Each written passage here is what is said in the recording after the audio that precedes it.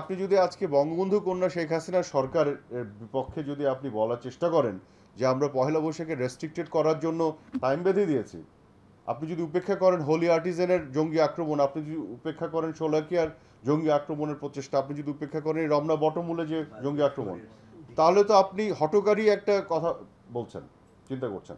কাজে আমি কোনো মানে সুনির্দিষ্ট কোনো সংগঠন বা অর্গানাইজেশনকে ঘিরে আমি বলছি না।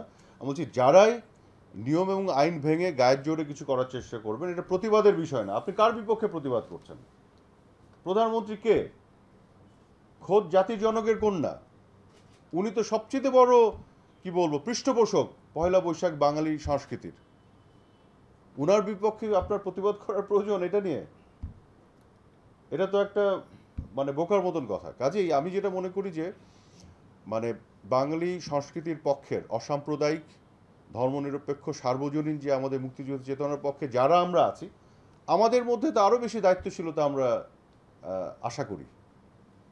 এইখানে যারা এই যে আমাদের এই অসাম্প্রদায়িক চিন্তার বিপরীতে যাদের অবস্থান, যারা ধর্মীয় এক্সট্রিমিজম যারা করে মানে ধারণ করে এবং এই অপশক্তিগুলি বিভিন্নভাবে এই বিষয়গুলোকে নিয়ে আমাদের বিপক্ষে কাজ করতে পারে, কিন্তু আমাদের তো দায়িত্বশীলতা থাকতে হবে। তো আমি মনে করি যে কোনো সংগঠনের ক্ষেত্রে, এটা কোনো পার্টিকুলার কোনো সংগঠন নিয়ে আমার বক্তব্য নয়, আমার কথা হলো আইন ভাঙা যাবে না, আইনের ক্ষেত্রে সতর্ক থাকতে হবে।